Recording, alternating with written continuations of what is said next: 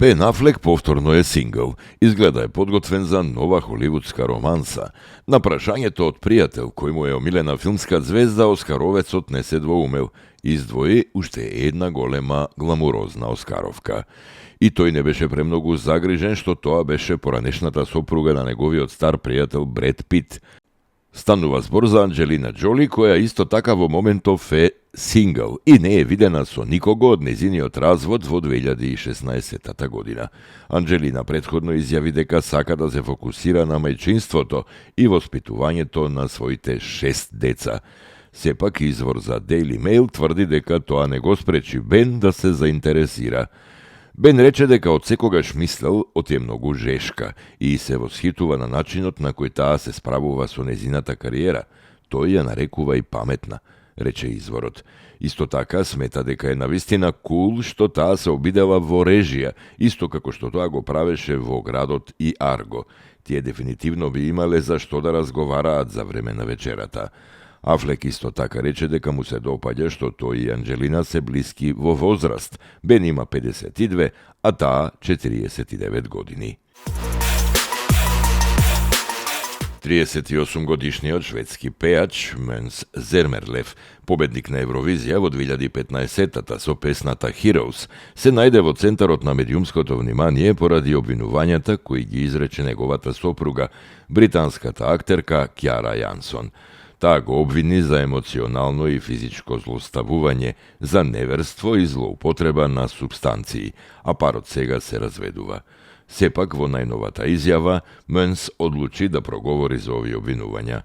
Лажните тврдења дека сум насилник и тепач и дека моите деца се во опасност се повеќе се шират на социјалните медиуми од луѓе кои не знаат што е вистина, а што е лага. Подготвен сум да ги преземам сите последици од дејствијата што на вистина сум ги извршил.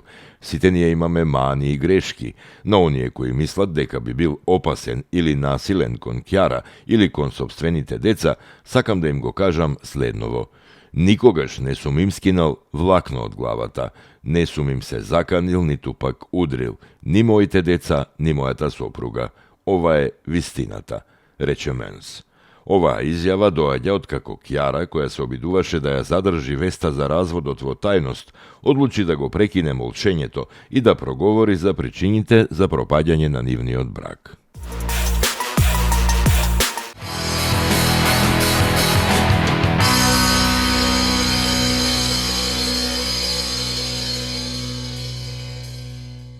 Песната Бордел Танго на Кирил Џајковски е употребена во сцена во новата серија на Disney Plus Daredevil. Роден повторно, заснована на стрип на Марвел во кој се појавува и овој лик. Најновиот пласман на музика од домашниот издавач е направен од страна на македонската издавачка куќа и компанија за лиценцирање музика Filter Label. Песната на Џајковски се појавува во завршната сцена од предпоследната епизода на серијата, иако е оригинално напишана за потребите на филмот Прашина на Милчо Манчевски. Бордел Танго одлично функционира надвор од контекстот на овој филм. Потврда за тоа е неодамнешното вклучување на темата во музичко-балетскиот перформанс The Wasteland на престижниот холандски колектив Амстердам Симфониета, заедно со композиција од Стравински, Лейк, Берг и Нојман. Оваа композиција ќе биде и дел од репертоарот на големиот концерт со филмска музика од Кирил Џајковски, кој ќе се одржи на 15 јуни во Македонската опера и балет, се вели во соопштението.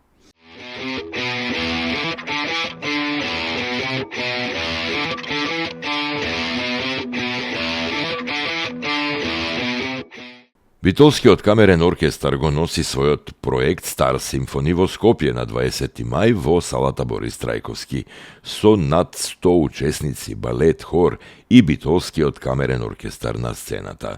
Поголемиот успех на Стар Симфони минатата година, Битолскиот камерен оркестар го носи овој проект во Скопје, представувајќи го како 4-часовен музички спектакл кој не смее да се пропушти. Стар Симфони во своето ново издание вклучува и нови хитови од MTV The Greatest Hits од 80-тите и 90-тите години, со аранжмани изработени специјално за оркестар. А по нив ќе следува и Шилер Симфони, на познатиот германски диџеј Шилер, пионер во електронската музика, кој ќе приреди извонредна журка заедно со Битолскиот камерен оркестар.